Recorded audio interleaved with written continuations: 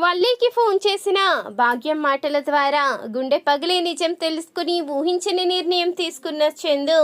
ఈ వీడియో గనుక నచ్చినట్టయితే తప్పకుండా ఒక లైక్ చేయండి. ఇక సుకన్య అయితే అడుగుతూ ఉంటుంది, ఏంటే పిచ్చి మొహందానా ఇలాంటి పని చేశావు? నిజం గనుక బయటపడితే నిన్ను ఇంట్లో ఉండనిస్తారు అనుకున్నావా? నీ జీవితం సర్వనాశనమైపోతుంది. ఇంకెప్పుడు ఇలాంటి పిచ్చి పనులు చేయకు అంటూ సుకన్య అయితే చెప్తూ ఉంటుంది. లేదు సుకన్య, నేను మా బాధపడుతూ ఉంటే సహించలేను. బిడ్డ మీద ఎంతో ప్రేమ పెంచుకుంటున్నాడు. రేపన్న రోజు నా కడుపులో బిడ్డ లేదని తెలిస్తే నా పరిస్థితి ఏంటి? అప్పుడు నేను మా బావని క్షమాపణ ఎలా అడగాలి? నేను ఎప్పుడూ కూడా మా బావని బాధ పెట్టలేను అంటూ ఇక చెప్తూ ఉంటుంది వల్లి. చూడు, మీ బావతో నువ్వు కలిసి ఉండాలి అంటే ఈ నిజాన్ని బయట పెట్టడానికి వీల్లేదు. రేపన్న రోజు ఏం జరుగుతుందో అప్పుడే చూసుకుందాము. ఇప్పటి నుంచి నువ్వు నిజాన్ని బయట పెడితే నిన్ను ఇప్పుడే మెడపట్టుకుని బయటికి గెంటేస్తారు అంటూ సుకన్య అయితే చెప్తూ ఉంటుంది. మరొక వైపు ఇక నర్మద అలాగే ధీరజ్ అందరూ కూడా విశ్వక్కి ఎలా బుద్ధి చెప్పాలని ఆలోచిస్తూ ఉంటారు. ఇక అనుకున్న విధంగానే ఇక అమూల్యనైతే కాలేజీకి పంపిస్తారు. అప్పుడు ఇక కాలేజీకి వెళ్ళిన తర్వాత వెంటనే అమూల్య దగ్గరికి విశ్వ పంపించిన తన ఫ్రెండ్స్ అయితే వస్తారు. మళ్ళీ అల్లరి చేయడం అయితే మొదలు పెడతారు. అప్పుడే నర్మద, ప్రేమ అలాగే వేదవతి ముగ్గురు కూడా ముందుకైతే వస్తారు. ఏంట్రా, పెళ్లి చేసుకుంటారా? పెళ్లి మేం చేస్తాం రండి అంటూ వాళ్ళ కాళ్ళకున్న చెప్పులు తీసి ఆ నలుగురిని కూడా చితక్ కొడతారు. ఇంకొకసారి గనక నా కూతురు జోలికి వస్తే చంపేస్తాను. ఇప్పుడు పోనీలని మిమ్మల్ని కనిపంచిన మీ తల్లిదండ్రుల గురించి ఆలోచించి వదిలిపెడుతున్నాను. ఇలాగే అల్లరి చేస్తే ఆడపిల్లను ర్యాగింగ్ చేసిన కేసులో అరెస్ట్ చేయించి మీకు జీవితమే లేకుండా చేస్తాము అంటూ ఇక వాళ్ళైతే చెప్పేసరికి అక్కడి నుంచి వాళ్ళైతే వెళ్ళిపోతారు. ఇక పక్కనే ఉన్న విశ్వక్ని చూసి ప్రేమ అయితే విశ్వక్ చంపైతే పగలగొడుతుంది. ఇంకొకసారి అమూల్య జోలికి వస్తే ఊరుకునే ప్రసక్తే లేదు. నువ్వు ఇలా ర్యాగింగ్ చేయిస్తున్నా తన గురించి ఆలోచించకుండా నువ్వు ఇబ్బంది పెట్టాలని చూసినా ఎలాంటి ప్రయత్నాలు చేసినా ఊరుకునే ప్రసక్తే లేదు. నీ ప్రాణాలు తీసేయడం ఖాయం. మామయ్య గారికి గనుక ఈ విషయం తెలిస్తే నువ్వు ప్రాణాలతో మిగలవు. అది గుర్తుపెట్టుకో. బెయిల్ మీద బయటికి వచ్చిన వాడివి, బెయిల్ మీద వచ్చినట్టు బుద్ధిగా ఉండు, లేకపోతే జీవితాంతం జైల్లో చిప్పకూడు తింటావు అంటూ ఇక వార్నింగ్ ఇస్తుంది ప్రేమ అయితే. ఇక కోపంగా విశ్వక్ అయితే అక్కడి నుంచి వెళ్ళిపోతాడు. చూడమ్మా, ఎలాంటి సమస్య వచ్చినా భయపడుతూ వెనుకడుగు వేస్తే ఇక జీవితమే అనర్థమైపోతుంది. ధైర్యంగా ముందుకు వెళ్ళాలి. ఇలాంటి ఎదవల్ని చూసి నువ్వు వెనుకడుగు వేస్తే నీ జీవితానికి అర్థం ఉండదు అంటూ ఇక చెప్తూ ఉంటారు నర్మద అలాగే వేదవతి, ప్రేమ ముగ్గురు కూడా. అప్పటికి ధైర్యంగా అమూల్య అయితే కాలేజీకి వెళ్తుంది. అప్పటికి ధీరజ్ అయితే వీళ్ళింటికి వచ్చిన తర్వాత అడుగుతూ ఉంటాడు, వాళ్ళకి తగిన బుద్ధి చెప్పారా అంటూ అడుగుతూ ఉండగా వాళ్ళకి తగిన శాస్తి జరిగింది. ఇంకెప్పుడు మన అమూల్య జోలికే రారు అంటూ ఇక చెప్తూ ఉంటారు ముగ్గురు కూడా. అప్పుడే ధీరజ్ అయితే ఇక ఆనందపడుతూ ఉంటాడు. మరొక వైపు సుకన్య అయితే భాగ్యానికి ఫోన్ చేసి జరిగిన విషయం చెప్పంగానే, ఏంటి నువ్వు చెప్పేది? అమ్మడికి ఎన్న పిచ్చి పట్టిందా ఏంటి? ఈ విషయం బయటపడితే ఇంకేమన్నా ఉందా? వాళ్ళు మమ్మల్ని చంపేస్తారు ముందు అంటూ ఇక భాగ్యం అయితే అంటూ ఉంటుంది. ఏమో అత్త, నేను ఇక్కడ జరిగేదంతా చూస్తూ ఉంటే ఖచ్చితంగా మన వల్లి ఎప్పుడోకప్పుడు నిజాన్ని బయట పెట్టేస్తుందనే అనిపిస్తుంది. నువ్వే తనతో మాట్లాడు అంటూ సుకన్య అయితే చెప్పంగానే ఇంతలో ఇక భాగ్యం అయితే వెంటనే ఇక వల్లి ఫోన్కి అయితే ఫోన్ చేస్తుంది. ఇక వల్లి అయితే బయట ఉండడంతో ఫోన్ రింగ్ అవుతూ ఉండడంతో ఆ ఫోన్ కాల్ చూసిన చందు అయితే వాళ్ళ అమ్మగారు ఫోన్ చేస్తున్నారు, ఎందుకు చేస్తున్నారో ఒకసారి ఫోన్ లిఫ్ట్ చేసి అడుగుదాము అంటూ చందు అయితే ఫోన్ లిఫ్ట్ చేస్తాడు.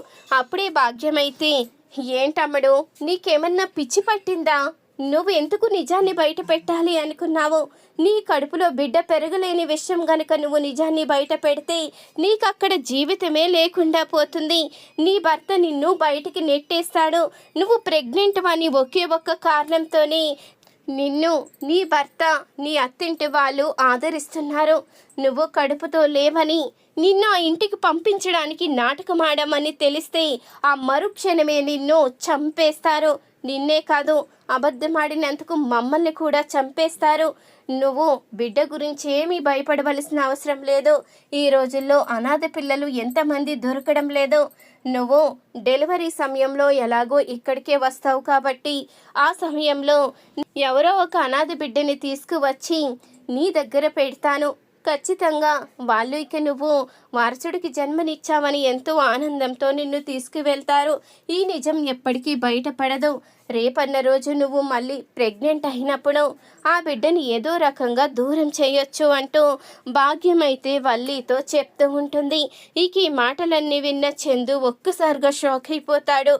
ఏంటి, ఇంత నాటకం ఆడుతున్నారా? నన్ను ఎంత మోసం చేస్తారా? ఇలాంటి మోసం చేసే వాళ్ళని ఎట్టి పరిస్థితిలో కూడా క్షమించకూడదు. ఇప్పుడే వాళ్ళకి బుద్ధొచ్చేలా చెయ్యాలి అంటూ చందు అయితే నిర్ణయించుకుంటాడు. ఇక ఫోన్ అయితే పెట్టి ఇక బయటికైతే వెళ్ళిపోతాడు. ఇంతలో అప్పుడే వల్లి అయితే ఇక భాగ్యానికి ఫోన్ చేస్తుంది. ఏంటి, నువ్వు ఫోన్ చేసావా? ఫోన్ చేసినట్టుంది అంటూ అనగానే, అదేంటే ఇంతసేపు నేను మాట్లాడాను, అనలేదు అనలేదు, ఫోన్ పెట్టేశావు, ఇప్పుడేమో ఫోన్ చేసావా అని అడుగుతున్నావేంటి అంటూ భాగ్యం అంటూ ఉండగా, ఏందమ్మా నువ్వు మాట్లాడేది? నేను ఫోన్ మాట్లాడడం ఏంటి? అసలు నా ఫోన్ ఈ లోపలే ఉంది కదా, నేను బయట పెరట్లో ఉన్నాను అంటూ చెప్తూ ఉంటుంది. వల్లి అయితే, అదేంటి, మరి నీ ఫోన్ లిఫ్ట్ చేసింది ఎవరు? ఇంతసేపు నేను నీ కడుపులో బిడ్డ గురించి అన్నీ మాట్లాడాను, మరి ఆ మాటలన్నీ ఎవరు విన్నారు అంటూ భాగ్యం అయితే అడుగుతూ ఉండగా ఇక వల్లి అయితే కంగారు పడిపోతూ ఉంటుంది. నీ కారణంగా నా జీవితమే నాశనమైపోయేలా ఉంది. చూడు, మా బాకి కనుక నిజం తెలిసి నన్ను కానీ దూరం పెడితే మాత్రం నిన్ను మాత్రం క్షమించను, కన్న తల్లివని కూడా చూడను. నీ కారణంగానే ఈరోజు నా జీవితం ఈ పరిస్థితికి వచ్చింది. నువ్వు చేసిన మోసాలు అబద్ధాల వల్లే ఈరోజు నా జీవితం రోడ్డు పాలయ్యేలా ఉంది. ఇంకెప్పుడు నువ్వు నాకు ఫోన్ చేయకు, నువ్వు అసలు కన్న తల్లివని చెప్పుకోవడానికి కూడా అసహ్యంగా ఉంది అంటూ ఇక వల్లి అయితే కోపంగా చెప్పి ఫోన్ అయితే పెట్టేస్తుంది. ఇంతలో చందు అయితే వస్తాడు. ఇక చందుని చూసి, బా ఎక్కడికి వెళ్ళిపోయావు, నీకోసమే ఎదురు చూస్తున్నాను అంటూ చెప్తూ ఉంటుంది.